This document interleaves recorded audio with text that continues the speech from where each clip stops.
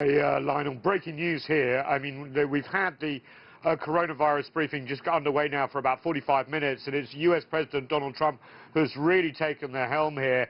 And, you know, after weeks of perhaps false optimism, a complete change in tone from the president, he realized this crisis is not going away. Here is the latest stuff that the federal government is telling everyone to do. They are urging people, now they're not ordering it, to stay home for 15 days. That's schools, everything. Don't go to restaurants. Don't go to bars.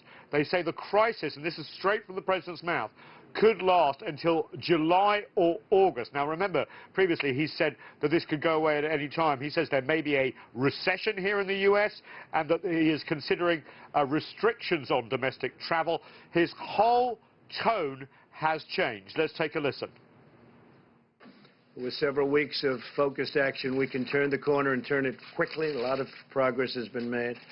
I'm also pleased to report today that a vaccine candidate has begun the phase 1 clinical trial. This is one of the fastest vaccine development launches in history. Now, that optimism about the vaccine, he knows, and everyone on that stage knows, the vaccine won't be ready for at least 6 to 12 months, more like 18 months. But that was he really wasn't that optimistic. As we know, he has been under a lot of criticism for saying that the virus is like the flu, that it will go away.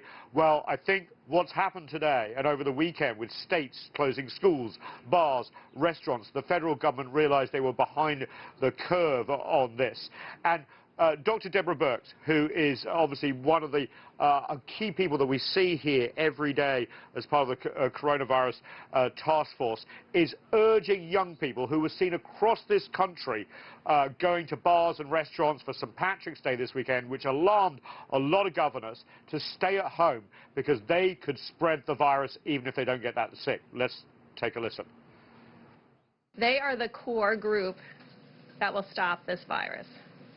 They're the group that communicates successfully, independent of picking up a phone. They intuitively know how to contact each other without being in large social gatherings. We're asking all of them to hold their gatherings to under 10 people. Now, we haven't heard messages like that from this White House team since this crisis began. It's a really new day here.